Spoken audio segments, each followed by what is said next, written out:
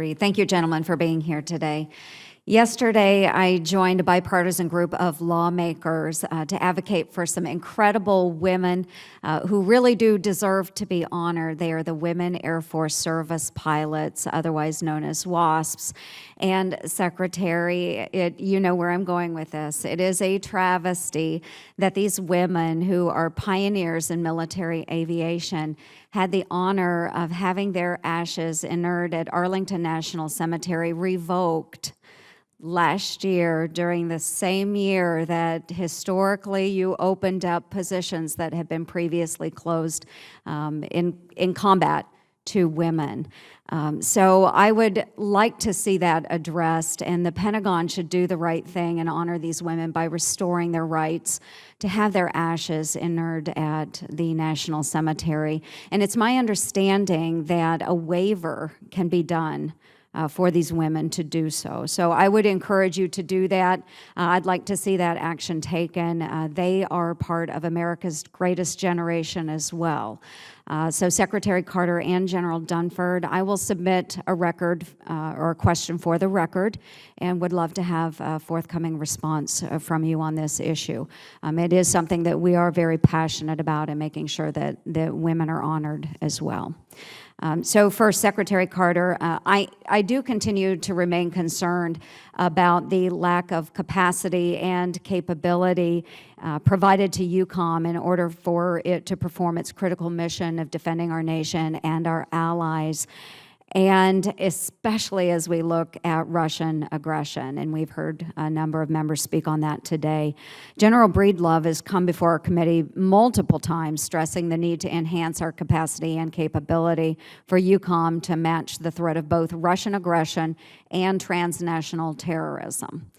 So specifically, one area which he raised, this is a top concern of his, and I do share it, it's the lack of support for force protection of our service members, of DoD civilians, and their family members. Considering terrorists have displayed the capability to plan, stage, and execute attacks in Western Europe and in recent bombings in Turkey, I would just urge you to take immediate action to increase our force protection capabilities in the EUCOM AOR.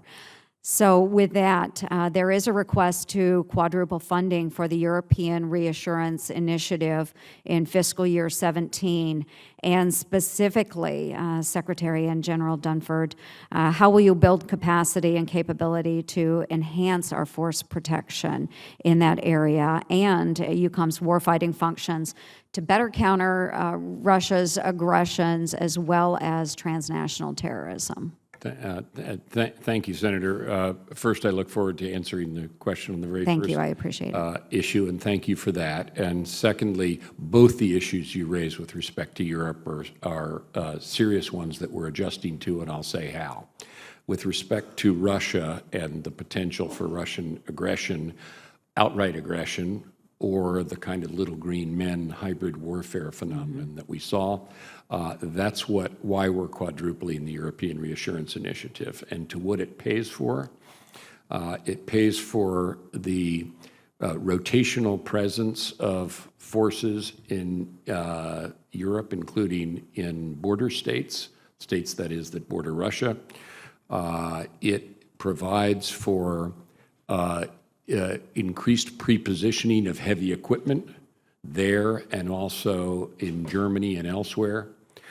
It provides for doing more exercising and so forth with the Baltic states, with Poland, with Romania, and so forth, and for equipment sets there that our troops fall in on. So the European Reassurance Initiative, which this year, you're right, we're asking $3.4 billion. It's in our budget. It's extremely important. Basically, we're adjusting to a fact that we haven't had to face for a quarter century, as I said in my statement, namely that we have a Russia that is threatening to Western Europe, and we need a new playbook that goes with that. I regret to say that, but there it is. That's what the European Reassurance Initiative is about. Now, separately, you're right, and this is something that General Breedlove and I and General Dunford watch very closely, is the protection of our people. That's a paramount concern to us everywhere, is force protection. Everywhere overseas, but Europe also. And so we watch that very carefully, and we're taking steps to work with our host countries to increase the protection.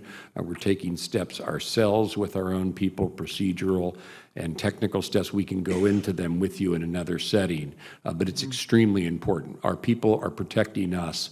We owe them protection as well. Let me ask the chairman if he wants to add anything on either of those. The only thing, the exercises, Senator, I mean, it's not only the capabilities we bring, and of course, it's posturing of forces with prepositioned forces for responsiveness. It's the exercises to assure our allies and partners on a day-to-day basis. But a number of those exercises are also designed to build the capacity of our European partners, too, so that collectively the 28 nations of NATO can be prepared to deal with the Russian threat. And I would say that if we fully leverage the political, the economic, and the military capabilities of the 28 nations in NATO, it wouldn't be a fair fight, which is exactly what we wouldn't want it to be. Exactly. Thank you, gentlemen, very much.